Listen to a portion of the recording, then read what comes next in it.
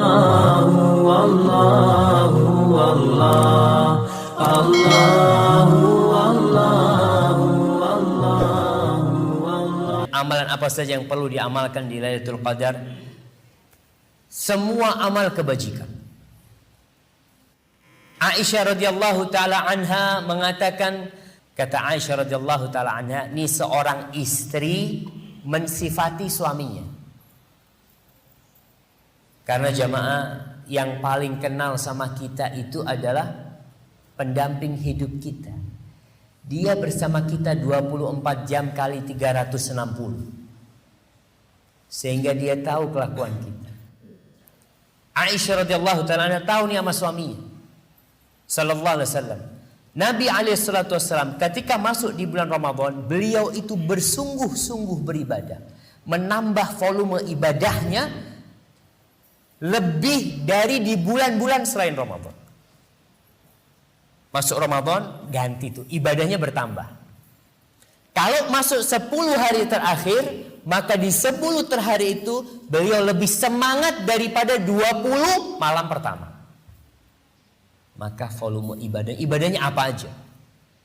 Yang jelas volumenya yang ditambah. Baik, yang pertama qiyamul lail.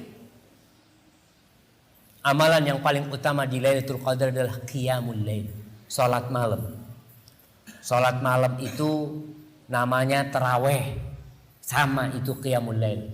Tahajud sama itu qiyamul lail. Artinya salat di malam hari. Salat setelah salat Isya itu disebut qiyamul lail. Rasulullah sallallahu alaihi wasallam mengatakan man qama lailatul qadri. Tadi udah kita sebutkan tuh. Man qama lailatul qadri. Barang siapa yang bangun salat malam pada Lailatul Qadar, ghufira lahu ma taqaddama min dhanbi.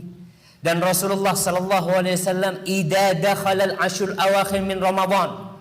Beliau ni kalau masuk 10 hari dari Ramadan, akhir dari Ramadan, ahyal lail, malamnya dihidupkan. Ahyal lail. Wa aiqadha ahla, istrinya dibangunkan.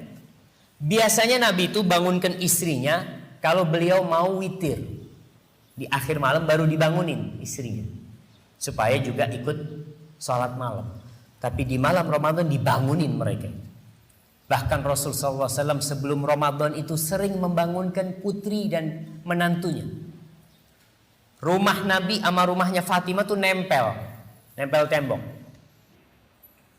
Rasul SAW kadang-kala datang ke rumahnya Fatimah, ngetuk pintu mengatakan, ala tusallian, kalian gak sholat nih, bangun nih sholat. Begitu Rasul SAW.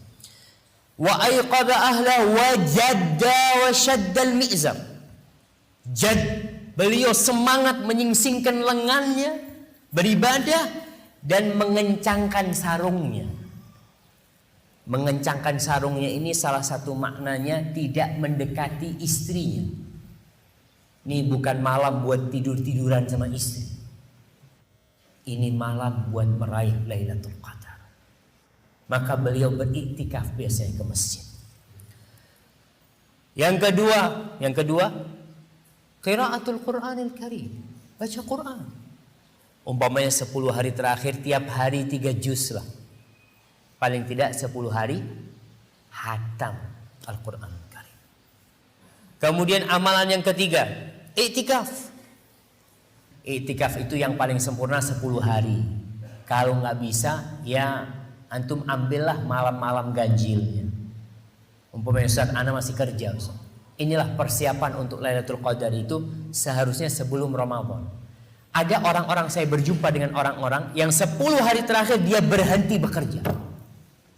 Kenapa? Dia udah persiapkan. Dia punya duit, sudah dia tabung. Pas malam 10 hari terakhir ngomong sama istrinya, nih biaya untuk 10 hari ini sudah aku tabung untukmu. Cukup sudah. Aku 10 hari ini untuk Allah Jalla Jalla.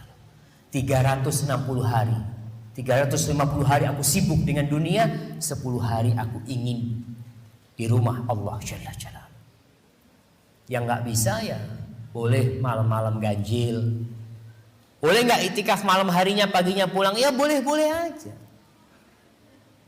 Karena iktikaf itu boleh 1 jam di masjid boleh, tapi tentunya tidak sempurna.